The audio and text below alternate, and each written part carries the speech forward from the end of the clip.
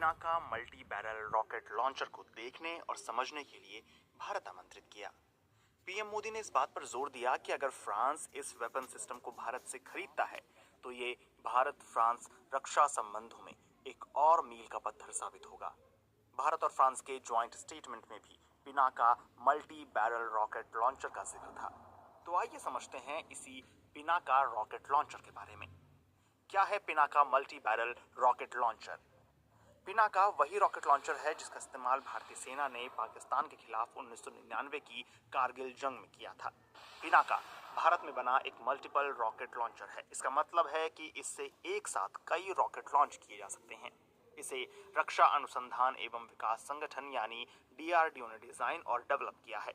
इसके साथ ही इसका निर्माण DRDO, Tata advanced system limited यानी टीएएसएल और एल&टी के बीच पब्लिक प्राइवेट पार्टनरशिप के तहत हुआ है।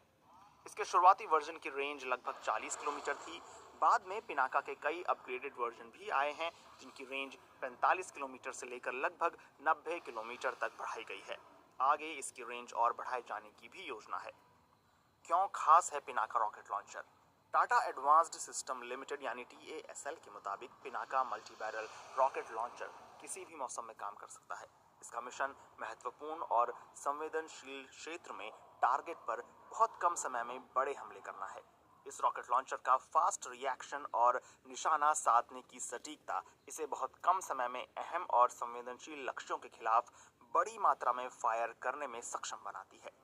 Pinaka multi barrel rocket launcher 44 second में एक साथ 12 रॉकेट दाग सकता है। भारत क्या पिनाका रॉकेट लॉन्चर सिस्टम को दूसरे देशों को भी देगा? Bharat Pinaka multi barrel rocket launcher का एक्सपोर्ट करने की भी स्थिति में है। अब तक भारत ने आर्मीनिया को पिनाका रॉकेट लॉन्चर की आपूर्ति की है। वहीं फ्रांस की भी पिनाका में दिलचस्पी नजर आती है।